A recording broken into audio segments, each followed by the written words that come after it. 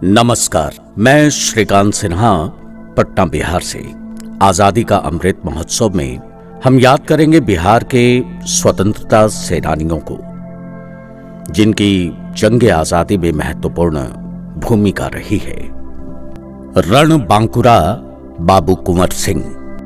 सन 1857 ईस्वी के स्वातंत्र्य आंदोलन के महानायक बाबू कुंवर सिंह का जन्म 1782 में शाहाबाद, अब भोजपुर के जगदीशपुर के जमींदार परिवार में हुआ था। इनके पिता बाबू साहेबजादा सिंह राजा भोज के वंशजों में से एक थे। अमर सिंह, दयालु सिंह तथा राजपति सिंह इनके भाई थे।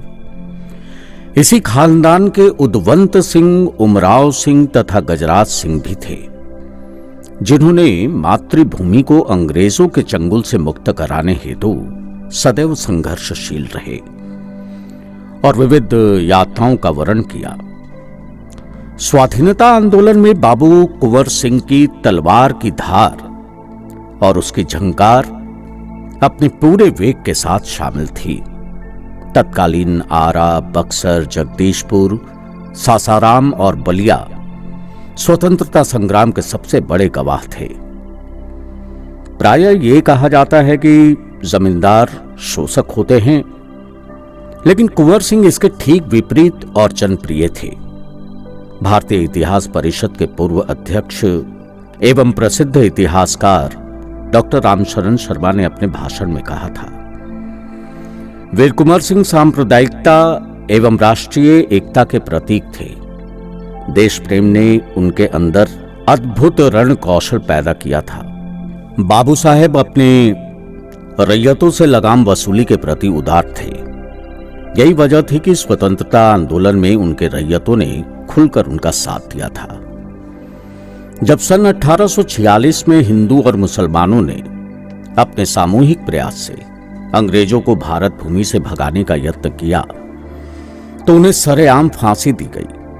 सिपाही मंगल पांडे को जब फांसी दी गई, तब दानापुर बैरक और रामगढ़ के सिपाहियों ने विद्रोह कर दिया। 25 जुलाई 1857 को दानापुर रेजिमेंट के सिपाही आरा के लिए प्रस्थान किए और 26 जुलाई को उन्होंने जगदीशपुर पहुंचकर बाबू कुंवर सिंह को अपना नेता घोषित कर दिया।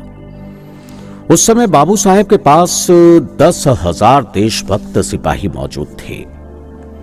उन्होंने अपने किले की घेराबंदी, अस्त्र शस्त्रों का जखीरा और सैनिकों के खाने के लिए खाद्य सामग्री सुरक्षित कर ली थी।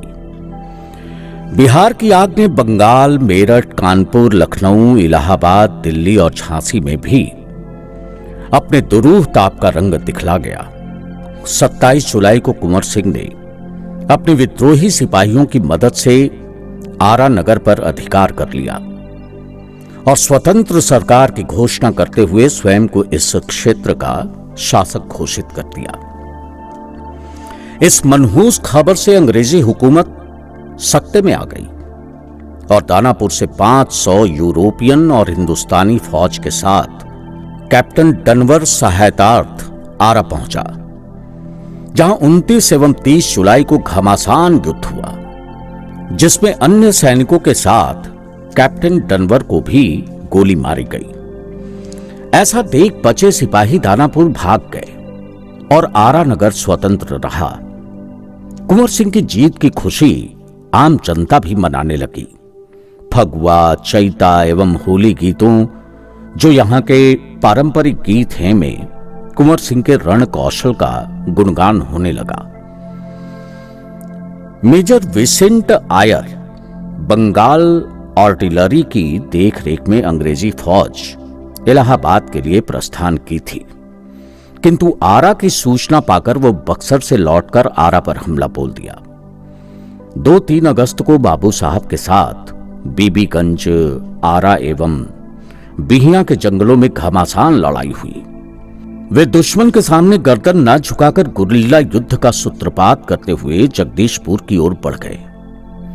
आयर वहां भी पहुंचकर किला को तहस नहस किया, किंतु कुंवर सिंह एवं अमर सिंह कोई हाथ नहीं आए। कहा जाता है कि बाबू कुंवर सिंह नोखा की ओर प्रस्थान किए, लेकिन छोटे भाई अमर सिंह इधर उधर छिपकर अंग्रेजों से गुरिल्ला युद्ध करते रहे। कुंवर सिंह के रोहतास पहुंचने पर रामगढ़ में विद्रोही सिपाहियों ने उन्हें अपना नेता चुना तथा साथ लेकर उन्होंने मिर्जापुर, टीवा, कानपुर, लखनऊ, आजमगढ़, बनारस, बलिया, गाजीपुर, गोरखपुर में घूम घूम कर अंग्रेजों को भारत से भगाने के लिए युद्ध यात्राएं की। लखनऊ के नवाब ने उन्हें शाही पोशाक, रुपया और फरमान देकर ससम्मान विदा किया। वे अयोध्या भी गए थे और नाना साहब पेशवा से मिलकर कानपुर की लड़ाई में भाग भी लिया था। 29 नवंबर को कानपुर पर पेशवा का कब्जा हुआ था। इस संघर्ष में तात्या टोपे भी थे। बाबू साहब इस युद्ध में डिविजनल कमांडर थे। बाबू साहब आजमगढ़ के लिए प्रस्थान किए। आजमगढ़ के पास ही अली करीम अपने 300 सिपाहियों के साथ कुंवर सिंह की सेना में जा मिला। घाघरा नदी के पुरानी घाट पर उनके भतीजे 1800 सैनिकों के साथ उपस्थित थे। कुंवर सिंह को आगे बढ़ने से रोकने के लिए कंपनी के हुक्मरानों ने कई प्रयास किए, लेकिन सब में असफलता ही हाथ लगी। आजमगढ़ से 25 मील दूर अतरोलिया में 17 मार्च 1858 ईस्वी को उनके सभी साथी उनके साथ हो गए। आजमगढ़ की सुरक्षा हेतु कर्नल मिलमैन वहां पहले से ही मौजूद था। एक दूसरे को देखते ही आमने सामने हो गए। अतरोलिया के मैदानी भाग में 22 मार्च को जबरदस्त लड़ाई हुई, जिसमें कर्नल मिलमैन को जान बचाकर भागना पड़ा और कुंवर सिंह का झंडा आजमगढ़ किले पर लहरा दिया गया। बाबू कुंवर सिंह की सफलता और कंपनी की हार के कारण कंपनी के उच्चाधिकारी हतोत्साहित होने लगे। तत्कालीन गवर्नर जनरल लॉर्ड कैनिंग और कंपनी प्रधान कैंपबेल क्रमशः इलाहाबाद और लखनऊ में डेरा डाले हुए थे। उच्चाधिकारियों के योजनानुसार इलाहाबाद से लॉर्ड कार्क और लखनऊ से लुगाई अपनी अपनी सेनाओं के साथ आजमगढ़ के लिए प्रस्थान किए। इधर बाबू कुंवर सिंह को भी इस बात की भनक लग गई थी और उन्होंने अविलंब आजमगढ़ छोड़ देने का निर्णय लिया। अपनी दूरदर्शिता का परिचय देते हुए उन्होंने अपनी सेना को 2 भागों में बांट दिया। एक को आजमगढ़ की सुरक्षा और दूसरे को साथ लेकर जगदीशपुर के लिए रवाना हुए। लुगाई ने कुंवर सिंह का पीछा करने के लिए डगलस को भेजा। कुंवर सिंह गोरखपुर की ओर 12 मील तक आगे निकलकर नधाई नामक स्थान पर पहुंच गए थे। वहां डगलस उनका पीछा करते हुए पहुंच गया। 17 अप्रैल 1858 ईस्वी को डगलस ने उन पर आक्रमण किया। डगलस के प्रयत्नों को नाकाम करते हुए बाबू साहब ने अपनी यात्रा को जारी रखी और वे 20 अप्रैल को गाजीपुर के मनहार गांव पहुंच गए।